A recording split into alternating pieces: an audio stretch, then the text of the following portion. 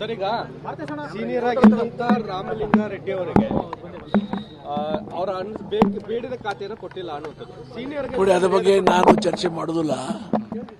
ಇದು between the chief minister and Ramalinga Reddy ಅದೇ. But Ramalinga Reddy ಅವ್ರು ಒಳ್ಳೆ ವ್ಯಕ್ತಿ ಅದಾನೆ. ಈ ಪ್ರಾಬ್ಲಮ್ ಇದೇನು ಪ್ರಾಬ್ಲಮ್ ಇಲ್ಲ. ಇಂಟರ್ನಲ್ ಮ್ಯಾಟರ್ ಅದೇ ಸಾರ್ಟ್ ಔಟ್ ಆಗ್ತದೆ.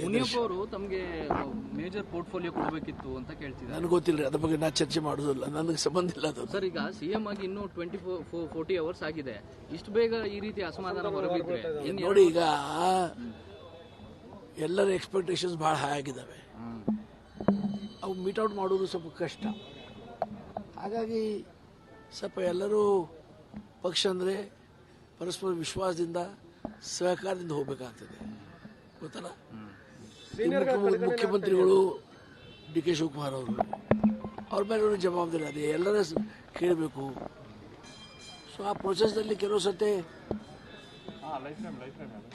ನಾವು ನೋವು ಮಾಡಿಕೊಂಡ್ರೆ ಸರಿಯಲ್ಲ. ಅವ್ರ ಡಿಫಿಕಲ್ಟೀಸು ಅಂಡರ್ಸ್ಟ್ಯಾಂಡ್ ಮಾಡಬೇಕಾಗ್ತದೆ.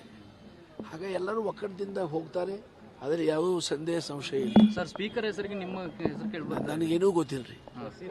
ಸೀನಿಯರ್ಸ್ಗಳನ್ನ ಗೌರವದಿಂದ ನಡೆಸ್ಕೊಳ್ತಾ ಇಲ್ವಾ ಈಗ ಅಂತ ಪ್ರಶ್ನೆ ಎದ್ದಿದ್ದಾವೆ. ಎಲ್ಲ ಸೀನಿಯರ್ ನೋಡಿ, ನಾ ಸೀನಿಯರ್ ಇದ್ದೇನೆ ನಿಜ.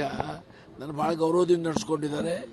ನನಗೇನು ತೊಂದರೆ ಇಲ್ಲ, ಯಾವ ನೋವು ಇಲ್ಲ, ನಾನು ಸಮಾಧಾನದಿಂದ ಇದ್ದೇನೆ. ಸ್ಪೀಕರ್ ಕೊಟ್ಟರೆ ತಾವು ಒಪ್ಕೋತೀರಾ ಸರ್? ಹೇಗೆ? ನಾ ಅದ್ರ ಬಗ್ಗೆ ಏನು ಮಾತಾಡ್ತಾರೆ, ನನಗೆ ವಿಷಯ ಬಂದಿಲ್ಲ, ನನಗೆ ಕೇಳಿ ಇಲ್ಲ, ನಾ ಏನು ಹೇಳಿ. ನ್ಯೂಸ್ ಫಸ್ಟ್ ನಿರ್ಭೀತಿಯಿಂದ ನಿಮ್ಮ ಪರವಾಗಿ.